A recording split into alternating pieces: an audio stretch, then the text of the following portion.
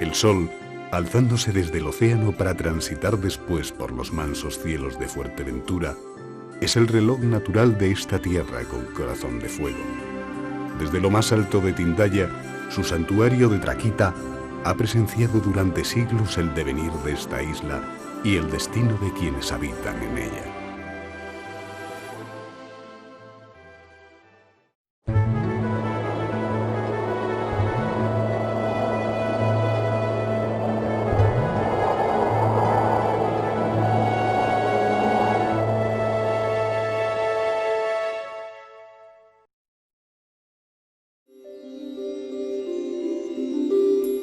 El paisaje natural de Fuerteventura tiene una protagonista indiscutible, la montaña de Tindaya. Testigo privilegiado de cuanto ha acontecido en la isla, su mera presencia es ya un símbolo de tradición y leyenda. Venerada por los aborígenes de Fuerteventura, la montaña de Tindaya es la gran dama que preside el llano de Esquinzo.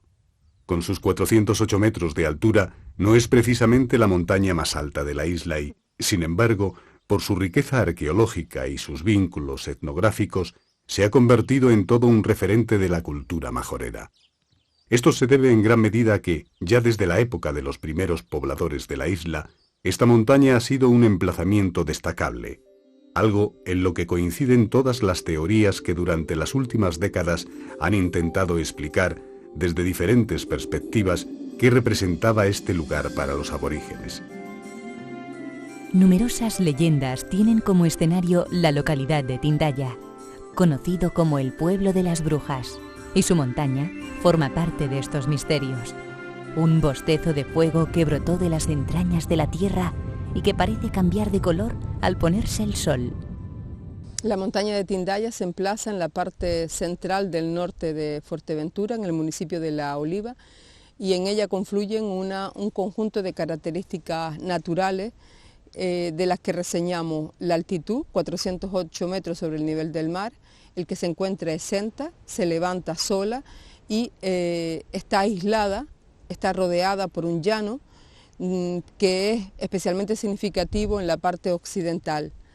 El llano de Esquinzo, llano de Taca, esas llanuras le confieren una elevación muy singular sobre la cota del terreno. En el subsuelo de esta zona se localiza un tubo volcánico que, en dirección sur, según referencias orales, conduce hacia la Cueva de las Damas, en los acantilados que dan al mar, mientras que hacia el norte se dirige hasta la Cueva de Esquinzo, más conocida como el Bailadero de las Brujas, en la que los restos óseos y cerámicos encontrados constatan su utilización por parte de los aborígenes de la isla. El conjunto arqueológico de montaña Tindaya es en esencia un cono volcánico con un mal país, el llano de Esquinzo, totalmente erosionado en el que la roca volcánica ácida ha sido cubierta por coladas de basalto. Ese término, aborigen, Esquinzo, que también tiene su paralelo en el sur de la isla, es importante porque se remite a la raíz de templo, una palabra líbica cuyas connotaciones religiosas están sobradamente estudiadas. Adoraban a un dios levantando las manos al cielo. Hacíanle sacrificios en las montañas, derramando leche de cabra con vasos que llamaban gánicos hechos de barro. Luces misteriosas, brujas amables y otras leyendas han alimentado desde siempre el carácter místico del pueblo de Tindaya y han preparado el terreno para que, muchas generaciones después, se realizaran estudios sobre el papel de Tindaya en la cultura aborigen y su simbología. La mayor connotación de la sacralidad está en esa montaña, porque en ella se plasma el Axis Mundi. Es a modo de los libios en el norte de África, que consideraban el Axis Mundi el Atlas, el Alto Atlas, que es el sustentador, un eje que es el que soporta el peso de la bóveda celeste. La primera aproximación contemporánea a los grabados de la montaña de Tindaya se remontan a 1979, año en el que Pedro Carreño Fuentes hace público un descubrimiento que realizó en el año 1973 y que, como el propio Carreño recuerda en uno de sus artículos, había guardado con sigiloso secreto. El hallazgo se refería a una serie de grabados que representan parejas de pies, algunos en grupo y otros en solitario. En los grabados domina un tema, un dibujo que se repite constantemente formando parejas, tríos y a veces grupos de 5, 6, 7 o más. Es un grabado en forma de planta de pie humano. La población aborigen del norte de África elige grabar los pies como proceso de sacralización de algún evento determinado. El abanico de posibilidades de por qué se sacraliza o para qué es amplio, porque se trata o bien de sanar, de impartir justicia, de pactos, alianzas, acuerdos, pero siempre bajo la intervención divina. En el archipiélago canario, los grabados podomorfos únicamente están presentes en las islas de Lanzarote y Fuerteventura, en las que presentan características diferentes aunque relacionadas. Mientras que en Lanzarote estos grabados se hallan más dispersos por la isla, en Tindaya nos encontramos con la concentración de más de 268 siluetas de pies humanos. Los podomorfos también están presentes en otros puntos de Fuerteventura como Tisajoire, El Humilladero, La Majada del Sol, Las Peñitas, pero solo en Tindaya adquieren una particularidad que no se da en otras zonas: su concentración. Se sabe que los lugares de culto de los aborígenes del archipiélago canario se ubicaron en los puntos altos de las islas, por lo que la montaña de Tindaya cumple con el paradigma. En este sentido, los petroglifos, que comienzan hacia la mitad de la montaña, parecen estar orientados de tal manera que ascienden hacia su cima. Las crónicas más antiguas hacen referencia a la invocación que los majos realizaban a los espíritus de sus antepasados que vagaban por los mares. Esto ha hecho que la historia de Tindaya esté indudablemente vinculada a un componente mágico que, más allá de la leyenda, parece sustentarse en teorías más o menos aceptadas por toda la comunidad científica.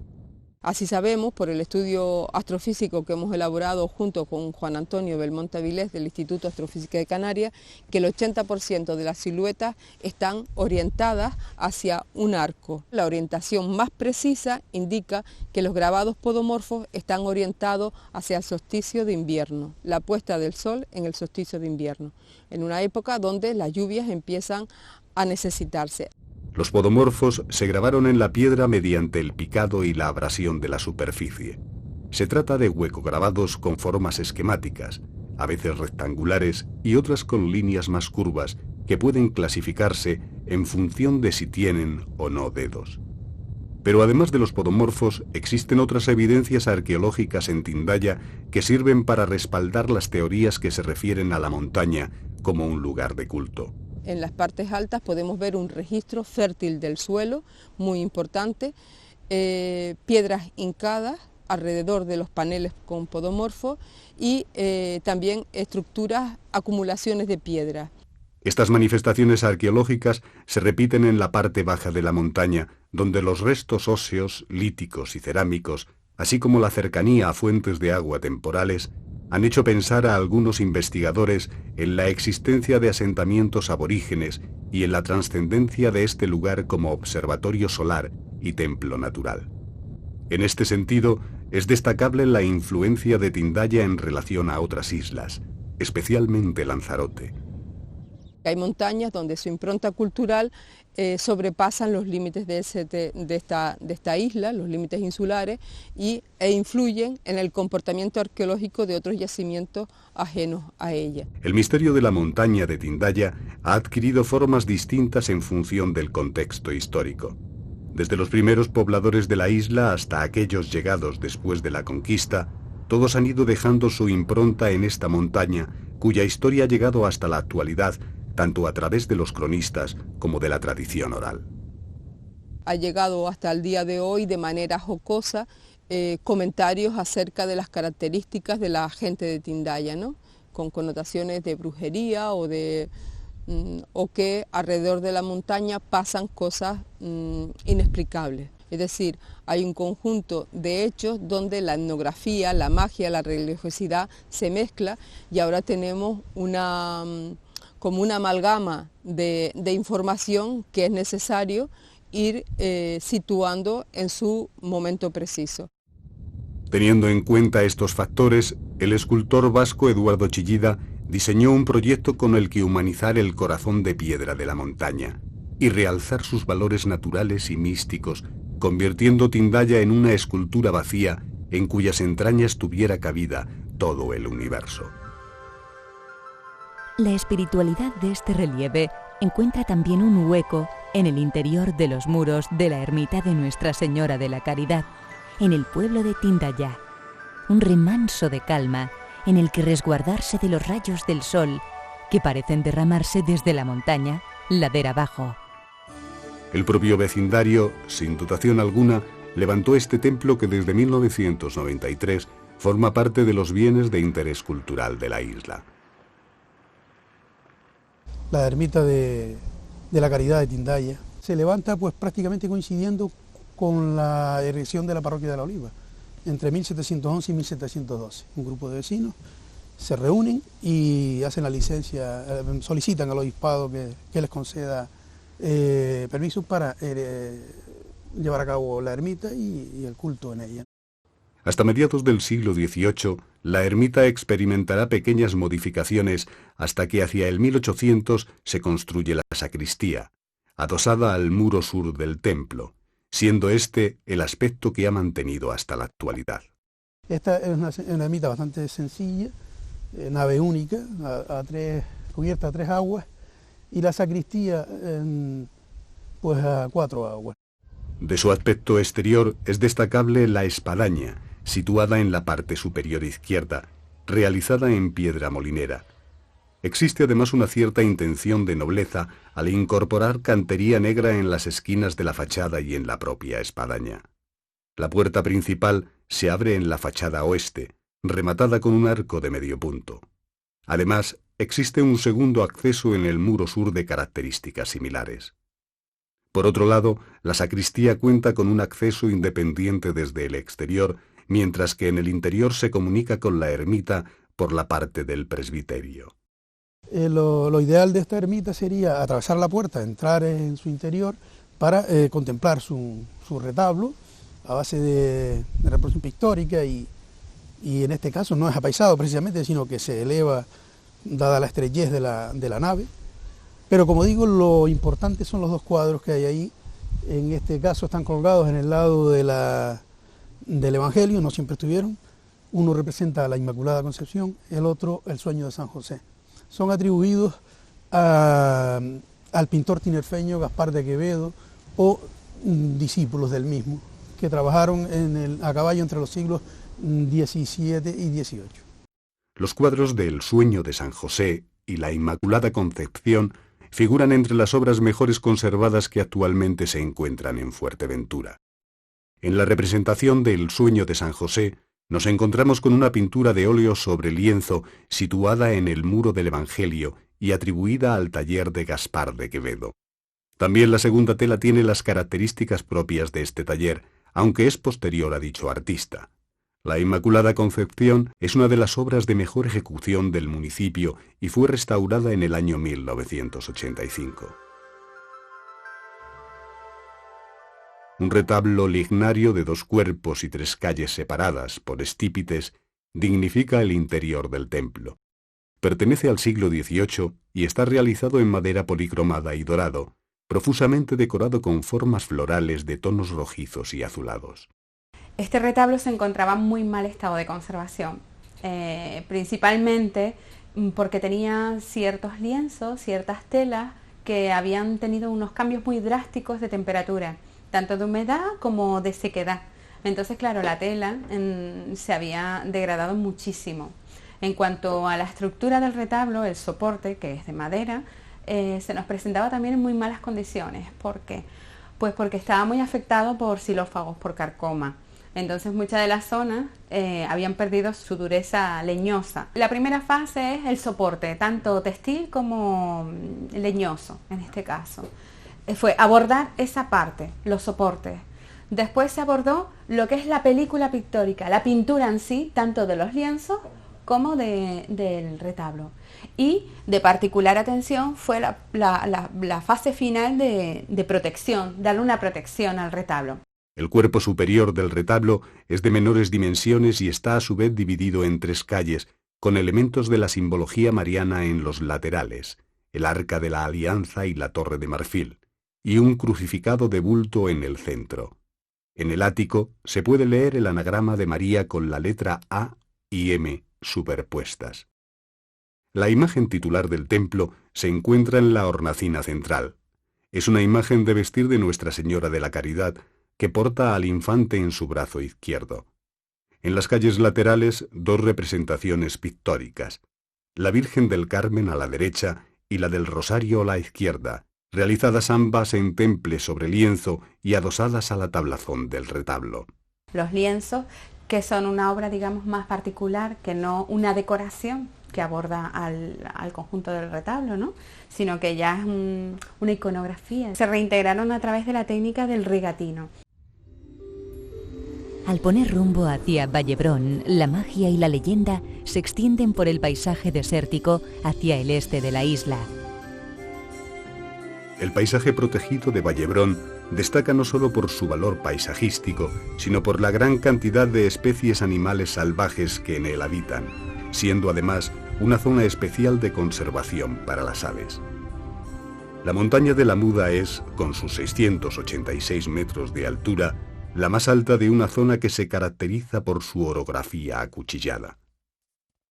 El topónimo de cuchillo o cuchillete se utiliza en la isla para designar estos interfluvios alargados, de alturas en ocasiones bastante significativas, cuyas estrechas cresterías ascienden en laderas de fuerte pendiente. La Muda cumple con la morfología típica de este tipo de montañas y desde su mirador permite divisar Tindaya y la parte de la Oliva y, a lo lejos, las localidades de Lajares y El Cotillo. El paisaje majorero está salpicado de pequeñas gotas de color blanco. En las laderas del Morro de la Majada, en la localidad de Vallebrón, se encuentra la ermita de San Juan Bautista, como una perla en mitad del valle. En Vallebrón, uno de los valles más fértiles, yo creo, de Fuerteventura, donde el paisaje está prácticamente antropizado desde el lecho del barranco hasta prácticamente hasta la cumbre, ¿no? Fruto de la dedicación a la agricultura en la época del 18, cuando se demandaba mucho cereal de las islas occidentales que estaban volcadas al cultivo de la vid. Entonces, en esos momentos, Fuerteventura y Lanzarote, que es lo que se decía, suele ser de granero de aquellas islas. Esa es la razón de que, entre otras causas, se hicieran aquí, por ejemplo, dos ermitas. Había tal cantidad de gente que durante algunos años coexistieron dos ermitas. Y entre 1711 y 1712, justo cuando se estaba erigiendo la parroquia de Candelaria en la Oliva, se otorga licencia pues, a dos ermitas en el pago de Vallebrón, justificada por la cantidad de población, ¿no?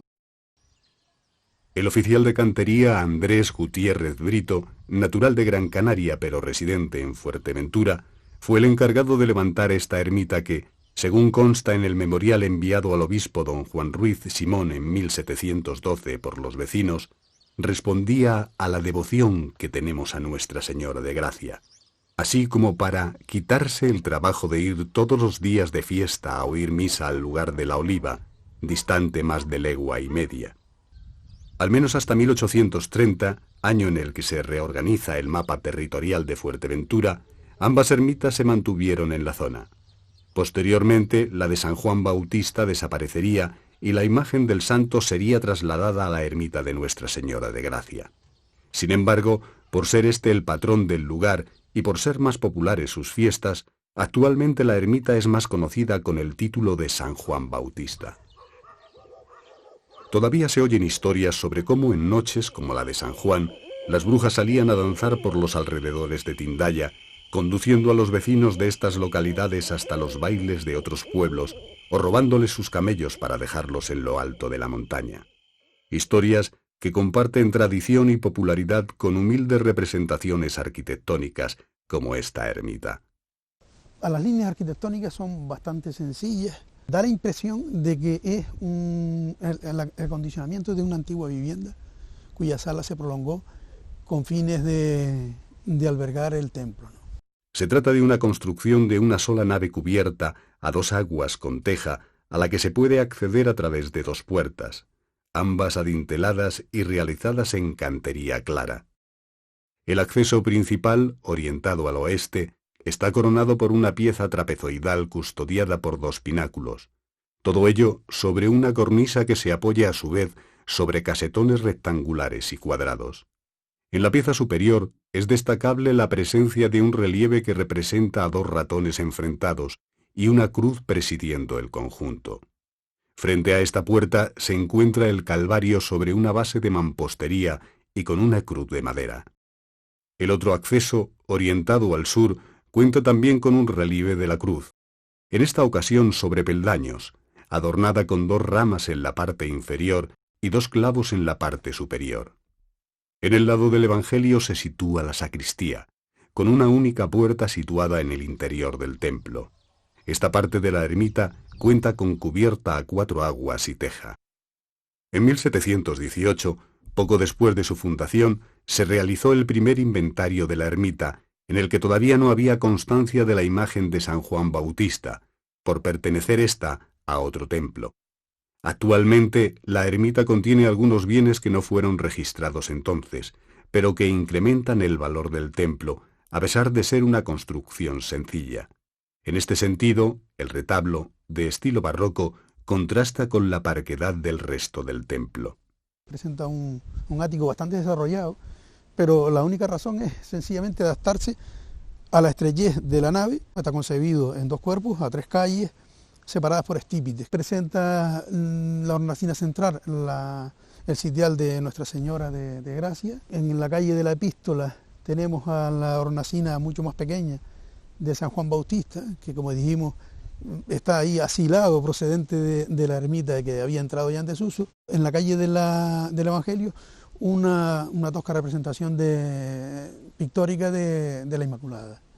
Rematan el segundo cuerpo flanqueando el crucifijo de bulto redondo que está en el remate del retablo. Está pues Santo Domingo y San Francisco de Asís. El aspecto que actualmente presenta el retablo es el producto de delicados trabajos de restauración con los que se recuperó no solo el armazón de madera o la reintegración cromática, sino la unidad de lectura del conjunto de la obra. Muy curioso fue justamente en este retablo que en la zona inferior hay 2 cartelas que con el trabajo de restauración se fue recuperando un poquito lo que aquellas cartelas nos decían, ¿no? Y venían a comentarnos pues quiénes habían dorado el retablo, quiénes habían pues sufragado ese gasto. Y bueno, es muy curioso en ese sentido porque no todos los retablos tienen esa impronta histórica.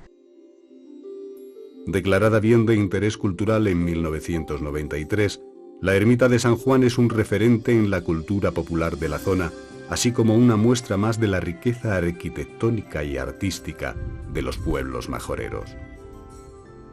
Siguiendo el curso del barranco de Vallebrón por la ladera noreste de la montaña La Muda, se llega hasta la localidad de La Caldereta.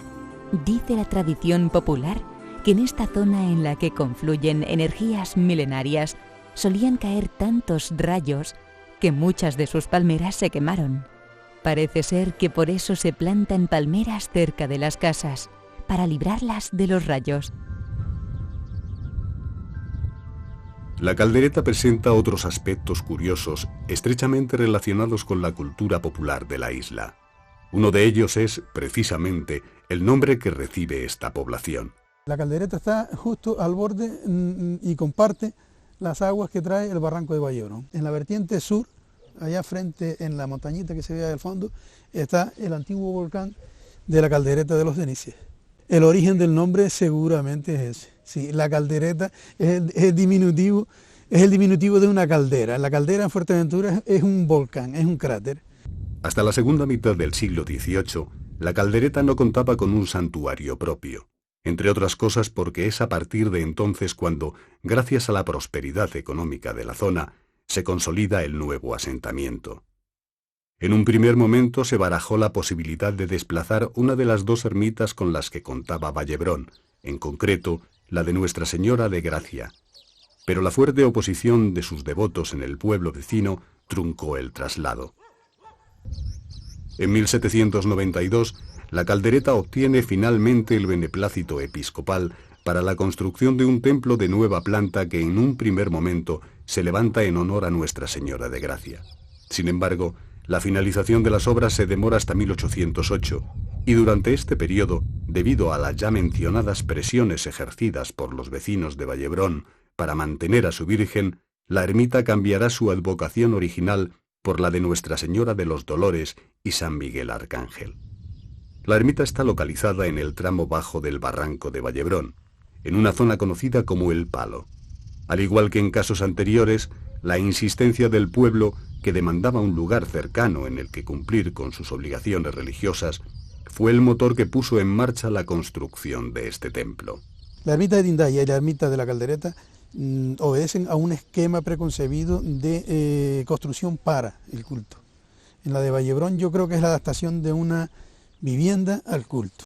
Es una ermita bastante sencilla. Yo diría que es un propósito de construcción, en el sentido de que nos muestra los inicios de lo que pudo ser cualquiera de las ermitas que hoy vemos ampliada en el estado actual en cualquier otro punto de la isla, ¿no? La ermita es de una sola nave, no hay presbiterio diferenciado, salvo interiormente con una grada que eleva el altar sobre el resto de la nave de la iglesia, cubierta a 3 aguas, con teja árabe, y la sacristía mucho más reciente. La cantería, que hoy en este caso aparece oculta todavía, esperemos que algún día salga, tiene vocación de nobleza, de darle nobleza al edificio. Se puso ahí para que se viera. Destaca en el exterior su puerta principal en cantería oscura y rematada con un arco de medio punto y una espadaña que se eleva sobre la parte central del hastial. El templo cuenta además con otra puerta de acceso, orientada al sur, y una sacristía adosada al muro de la epístola, a la que se tiene acceso a través de una puerta situada cerca de la cabecera. En su interior están estas imágenes de un autor de la isla, un escultor de la isla de renombre. En este caso de la Caldereta tenemos las 2 imágenes de Nuestra Señora de los Dolores y San Miguel Arcángel, que se deben a la mano y a la obra de los imagineros de Antigua, Macario Batista y su hijo Juan Pablo. Incluso creo que alguna hija retocó algo en esta misma iglesia en la primera década del siglo XX. Juan Pablo Batista hizo el San Miguel Arcángel hacia 1907 y el rostro de la imagen de los Dolores, puesto que es una imagen de candelero, una imagen de vestir, es una estructura que se viste, su efigie, la cara, se adivina la mano de Macario Batista, el padre de Juan Pablo, y que data de aproximadamente en la década de 1880. El templo tuvo que ser clausurado en 1832 debido al mal estado de algunas de las imágenes, de los objetos litúrgicos y del suelo. 3 años más tarde, y gracias al importante respaldo del párroco de la Oliva, don José Viera y Cubas, la ermita fue reabierta, habiéndose solucionado estos problemas. El templo y los bienes muebles vinculados a este tienen la consideración de bien de interés cultural desde marzo de 2008. Mucho antes de que se erigieran estos templos, los primeros pobladores de la isla dejaron también su impronta en el paisaje natural de Fuerteventura. El barranco de Tinojay, bien de interés cultural, desde 2006 en la categoría de zona arqueológica, es un ejemplo de cómo la propia isla fue utilizada como soporte para la realización de diversos tipos de grabados. En el término municipal de La Oliva se localizan numerosos yacimientos arqueológicos cuyo descubrimiento y estudio han supuesto un paso importante en el conocimiento de las formas de vida de los pobladores de la isla antes de la conquista, los majos. Estos grupos bereberes llegados del norte de África se instalaron en el archipiélago hacia el año 500 a.C. y desarrollaron aquí una cultura que lamentablemente ha llegado hasta la actualidad con serias dificultades. La naturaleza y la mano del hombre han modificado durante siglos algunos de los emplazamientos majoreros más destacados, dificultando la datación y el estudio de los materiales encontrados. Para muchos investigadores, El barranco de Tinojay es un museo naval tallado en la piedra, que cuenta con numerosos ejemplos de grabados podomorfos, alfabetiformes y naviformes, expresiones que dejan constancia de las culturas que surcaron con sus barcos esta parte del Atlántico y que tal vez mantuvieron contacto con las poblaciones aborígenes. Otro de los ejemplos singulares de la arqueología de Fuerteventura es el Barranco del Cavadero, situado en la costa noreste de la isla. Se trata de un barranco singular desde el punto de vista arqueológico porque en él confluye un conjunto de características físicas con características culturales.